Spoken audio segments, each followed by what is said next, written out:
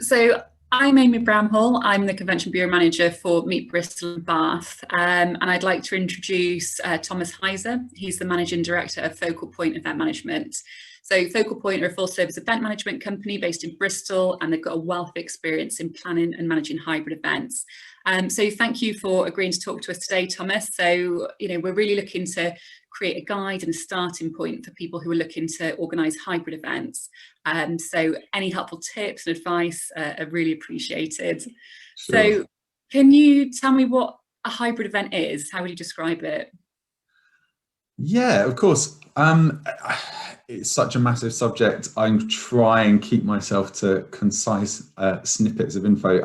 Hybrid in essence, in its simplest form, is anything that is both it has elements of in-person engagement and elements of online or virtual engagement. So you might have a session going on in a conference room, and you would have an in-person audience watching that live, and at the same time you would have a remote audience watching as well, in its simplest form. The best hybrid events get a bit more complicated than that, and you actually start thinking of your audiences as specific groups with specific drivers and needs and specific amounts of time and resource that they can give to the event, and then you provide a tailored program for these audiences, which maybe all feed from a same pool of content. So you might have a program that's quite linear and runs throughout a day or several hours, but there'll be different points at which the different audiences engage with that content in different ways. Okay, great. And what do you think the main benefits are for the organizer and also the attendee for hosting an event in this format? I think there's lots of benefits, really. I think for attendees, it's more choice. You can choose. You've got greater choice about how and when you want to engage with the content. And to an extent, people did that already in-person events. You'd buy a ticket, you would go, and then you would choose which sessions do I actually want to go to? How engaged am I going to be? Am I going to go to everything, or am I going to sit out and check my emails during a break or during a session? And as an organizer, you created a compelling event by thinking about what delegates were going to do while they were there and creating experiences for them. Virtual and hybrid just give you greater opportunity to do that. You can now say, here's my great stream of content. You can come and engage in person, but you could also engage online in various different ways and interact both with online audiences and in-person audiences and the speakers and everything else. So you're giving delegates greater choice. They can then say, actually, I'm hugely interested in this subject. I'm going to come and attend all day in person. Or you could say, I'm really only interested in certain sections, so I'm going to attend virtually and I'm just going to dip into certain bits. Or if you do a really good job on your organizing, you can create entirely tailored programs for different audience groups and say, you're super interested in tech or the commercial elements. I'm going to create a stream which is just for you, which will involve various bits of engagement. So delegates get more choice out of it, and they potentially get to engage and attend more events, and hopefully they will, because it will be easier for them to do that.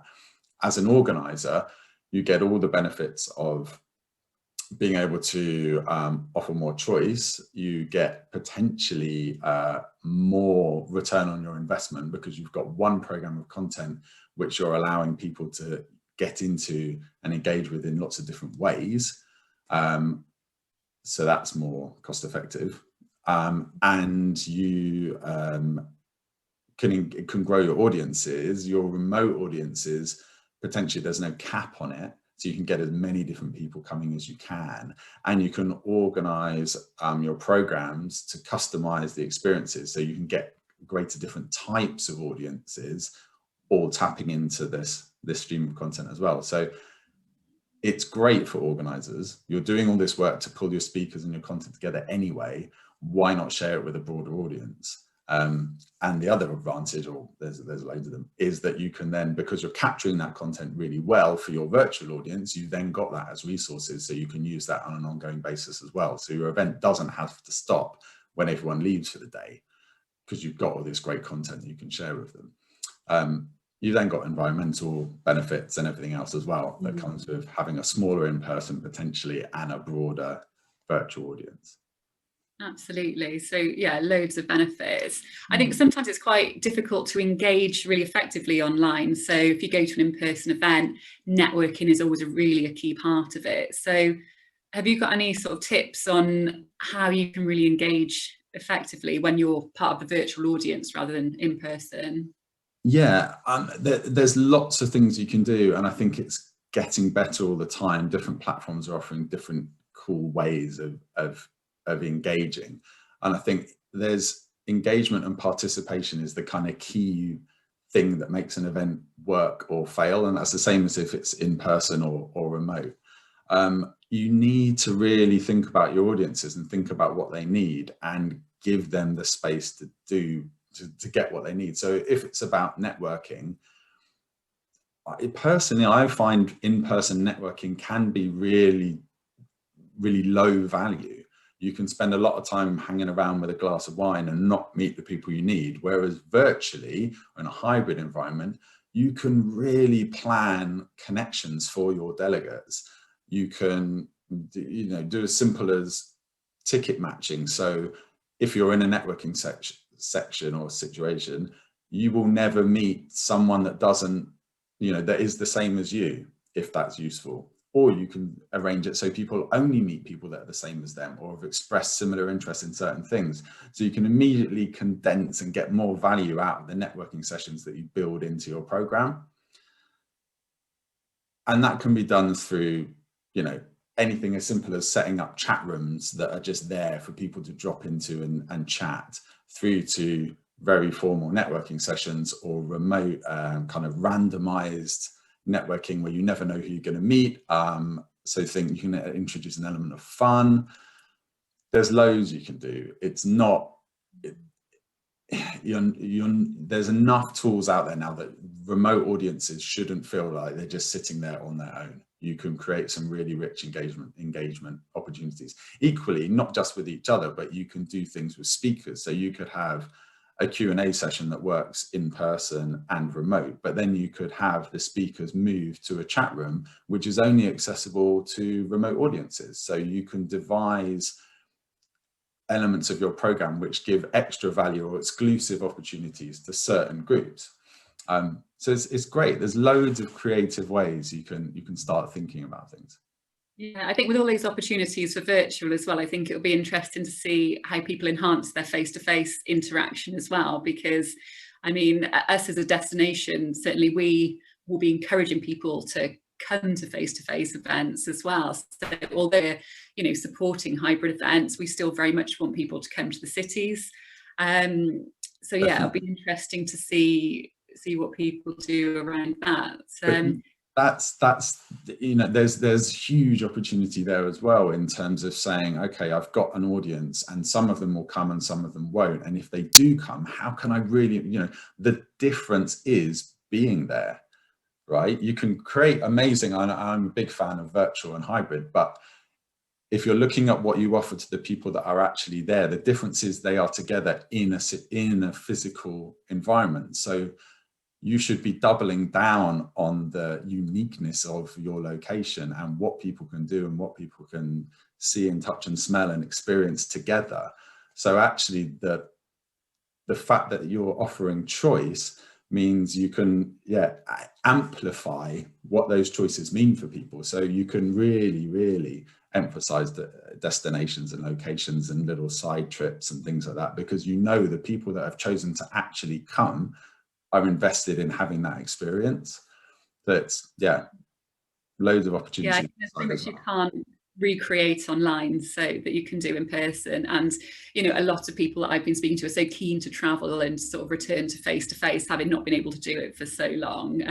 But do you think there's any way that if planners did want to incorporate a little bit of the destination into their event, is there anything that they could do to maybe do that? Yeah, I definitely. And I think when you're thinking about hybrid, you should be thinking about your audiences, but you should be looking at where their journeys through your event can meet and dovetail together. So although in-person people might have an experience that's very physical, and obviously they'll go and look at something, there's no reason you can't pull elements of a destination and feed them into the event as a whole. So even the people experiencing it online feel they are getting a flavor of a destination. So just off the top of my head, Bristol, Bristol to me is music, street art, culture, music, that kind of thing. There's no reason why you couldn't do something very personal and in person for one audience, but have elements of maybe when people are on lunch and people are experiencing some Bristol-based food, the remote audience can be listening to a Bristol DJ or something like that, or ensuring that your branding for your virtual environment incorporates elements of Bristol landscapes or something like this. You can be creative and you can still create a sense of destination. I'm sure you do need to be a bit more creative, I think. Yeah, absolutely. I like that. I like the idea of having Bristol music in the background as well. And, as a destination, that's something that we can help with at the Convention Bureau, give people ideas of what they can slot into their events. And it's just little touches, but they make the difference between it being a dull online experience that you dial into for an hour and something that is an actual experience that you can share with people, and you'll be drawing people in. Come and look at what I'm doing. We just need to be creative with it. Yeah, absolutely. And then just finally, have you got any ideas that you could share with people if they're considering planning a hybrid event? What are the key factors they need to take into consideration, and maybe what do they need to ask of a venue? It's a good question. I think with all of this, all of these new ways of looking at events, we need to come back to the basics and the fundamentals of who your audience are, how much time have they got, what do they actually want to get out of your experience, and then developing programs which really appeal to that. You might think of your in-person audience as the people that are really invested and really experienced and they really want to get the most out of a day, and a remote audience are people that are maybe just learning about a subject, and so you want to devise a program that's slightly lighter, or they only tap into that program at certain points. Or you might flip it and say, actually, the people that are really interested are really senior, they don't have much time, so I'm going to devise a program which lets them tap into very exclusive components, but they're my key audience. It really depends. You need to know who you're trying to engage and why they would come, and then devise programs that work. But if anything, you've got increased tools and increased creativity, increased options to do that when you go look at something like hybrid. So it's great, but I go back to fundamentals and work out your audiences and what they need, and then look at how you can be creative in mixing them together. In terms of sort of practically how you would go about it, from a venue's perspective, obviously we're slightly hampered with numbers at the moment, but once we get through this a bit, I think the main thing from a venue's perspective is connectivity and having rock solid internet, because if you're using it as a hub to capture your content that's going on stage or wherever it may be, internet is going to be your biggest worry, that is actually sorted out. And then once you've got that, you want a venue or a supplier that can really understand what will capture well on stage and translate into content to be viewed online. So AV company, look for really good AV companies with experience of live streaming. Look for video companies with experience of event work, because the other way of looking at it is from a video production perspective. People have been making great video forever. And actually, when you're watching online as a virtual event or a hybrid event delegate from online, watching something that's been really well captured will keep you engaged for longer. So video crews are really important as well. And then really the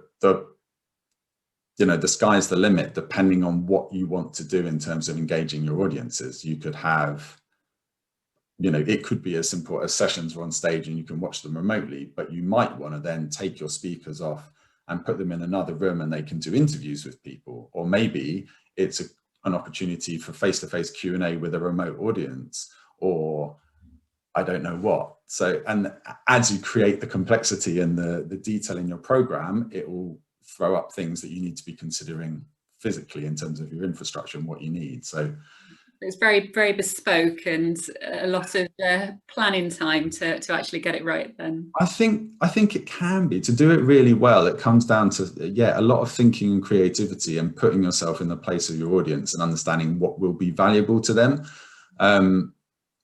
There'll be, you know, virtual events have sprung up and we've got lots of, you know, they've gone from being fairly basic experiences to things that are really quite exciting.